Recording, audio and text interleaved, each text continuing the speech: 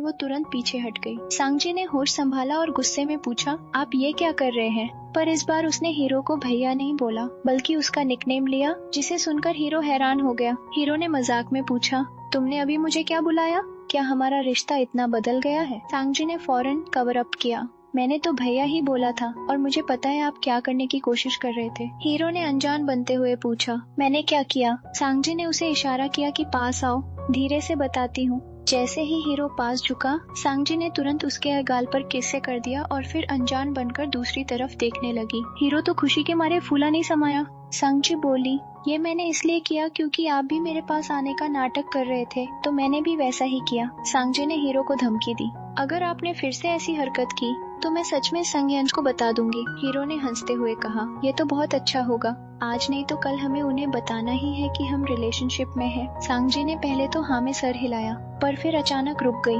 Wait, मैंने कब हाँ बोला?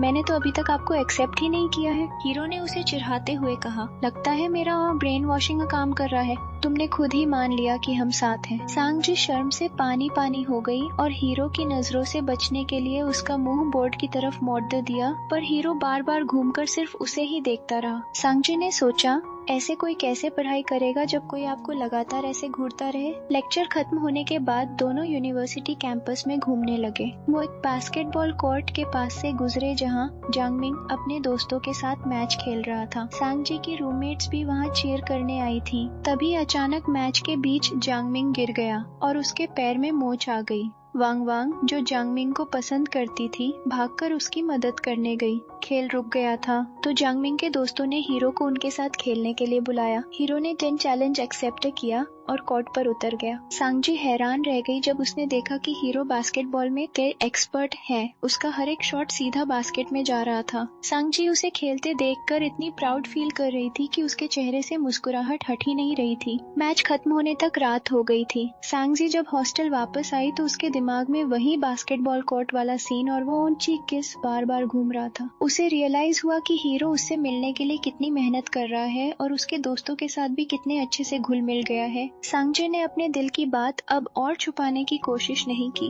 वो समझ गई थी कि अब वो सिर्फ नंबर 2 ब्रदर नहीं रहा, बल्कि उसकी जिंदगी का सबसे इम्पोर्टेंट हिस्सा बनता जा रहा है। उसने खिड़की से बाहर देखा और मुस्कुराई, ये सोचते हुए कि कल उनकी कहानी में कौन सा नया मोड़ आएगा। हॉस्टल वापस आकर सारी रूममेट्स इस समर वेकेशन की बातें करने लगी। निंगवे अपने बॉयफ्रेंड के साथ घूमने जाने वाली थी, जबकि वांग वांग और डेंगीसेंट ने इंटर्नशिप करने का प्लान बनाया था। ये सुनकर सांगजी ने सोचा कि वो भी घर नहीं जाएगी और येहे में ही इंटर्नशिप ढूंढ लेगी ताकि वो डुआन जाक्सू के साथ ज्यादा वक्त बिता सके। उसने तुरंत अपने भाई सांगयान को मैसेज किया कि मम्मी पापा को मना लो, मैं इस बार घर नहीं आऊंगी। पर सांगयान ने साफ मना कर दिया और उसे शक होने लगा कि सांगजी किसी लड़के के चक्कर में वहाँ रुकना चाहती है। सांगजी ने इनकार किया, पर सांगयान ने धमकी दी, अगर समर वेकेशन में घर नहीं आई तो मैं खुद ये आकर तुझे खींच कर ले जाऊंगा। सांगजी बेचारी का मुंह उतर गया क्योंकि उसके भाई ने उसकी मदद करने से मना कर दिया था। अगले दिन क्लास जाते वक्त वांग वांग, निंगवे और यीसिन बास्केटबॉल कोर्ट के पास से गुजरे। वांग वांग ने मैच के बीच जांगमिंग के पास जाकर उसे चोट की दवाई दी और वापस अपने दोस्तों के पास आ गई। रूममेट्स ने हमेशा की तरह उसे चिढ़ाना शुरू किया कि तेरे दिल में कुछ तो है।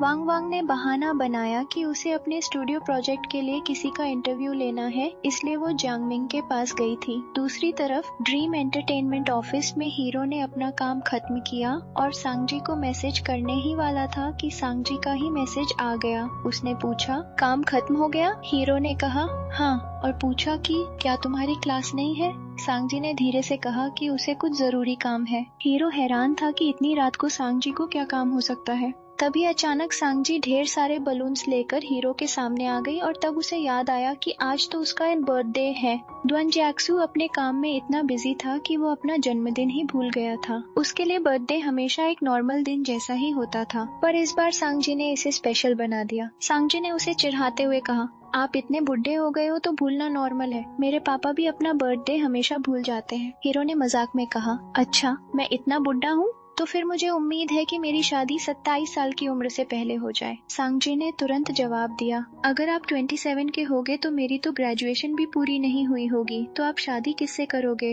हीरो मुस्कुरा दिया क्योंकि सांगजी ने इनडायरेक्ट तरीके से ये एक्सेप्ट कर लिया था कि वो हीरो से शादी करने वाली है। हीरो ने कहा, तो तुमने हाँ बोल दी है? सांगजी शर्म से लाल हो गई और समझ गई कि वो फिर से हीरो के जाल में फंस गई है। कार में बैठकर सांगजी ने पूछा कि आज किस किस ने विश किया? हीरो ने सैड होकर कहा, सिर्फ तुमने, बाकी सब शायद बिजी हैं या भूल गए। सांगजी ने चोरी छुपे अपने भाई को मैसेज करके हीरो का बर्थडे याद दिलाया। जब उसे लगा कि भैया अब उसकी बेइज्जती कर रहा है तो उसने पीछे से आवाज दी। सांगयन हैरान था कि दोनों साथ में हैं, पर सांगजी ने कवर अप किया कि वो बस बर्थडे सेलिब्रेट करने आई है। फोन कटने के बाद हीरो ने पूछा, तो ये मास्टर्स वाला बॉयफ्रेंड कौन है? सांगजी ने ब्लश करते हुए कहा, मैंने बस इतना कहा था कि मुझे किसी से प्यार है और वो मुझसे बडिरदा है, बाकी सब भैया ने खुद ही इमेजिन कर लिया। ड्वान जाक्सू को समझ आ गया कि सांगजी उसके ही बारे में बात कर रही थी। उसने पूछा, क्या अब तुम मेरे लिए थोड़ा थोड़ा फील करती हो?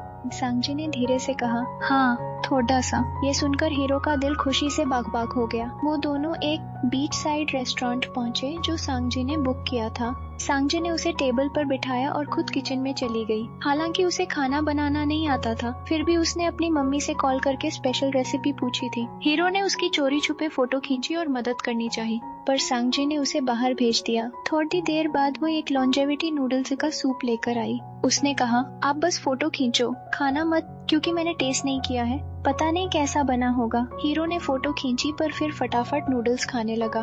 पहला घूंट पीते ही उसने अपने एक्सप्रेशंस कंट्रोल किए और बोला, वाओ, ये तो बहुत टेस्टी है। सांगजी को यकीन नहीं हो रहा था, तो हीरो ने यकीन दिलाने के लिए बड़े बड़े बाइट्स लिए। हालांकि टेस्ट रेस्टोरेंट जैसा नहीं था, पर हीरो उसका दिल नहीं तोड़ना चाहता था। फिर सांगजी ने केक निकाला और हैप्पी बर्थडे गाना गाया। हीरो ने कैंडल बुझाने से पहले विश मांगी। सांगजी ने पूछा कि क्या विश मांगी, तो हीरो बोला, मेरी सिर्फ एक ही विश है और तुम अच्छे से जानती हो कि वो क्या है। सांगजी मुस्कुराई और बोली, तो फिर समझ लीजिए कि आपकी विश पूरी हो गई है। ये सुनते ही हीरो की खुशी का ठिकाना नहीं रहा, क्योंकि सांगजी ने फाइनली उसे अपना बॉयफ्रेंड मान लिया था। वो बस पागलों की तरह मुस्कुराया जा रहा था। सांगजी शर्मा रही थी और बात पलटने के लिए केक काटने के लिए चाकू उठाने लगी, पर तभी ड्वान जाक्सू ने उसका हाथ पकड़ा, उसे खड़ेरदा किया और बड़ेरदे प्यार से उसे मुंह किस किया। उसने धीरे से कहा, ये मेरा पहला प्यार है और मैंने आज तक किसी को इतना पसंद नहीं किया, इसलिए मुझे कभी छोड़ कर मत जाना। उसने एक छोटे बच्चे की तरह पाउट बनाकर देखा,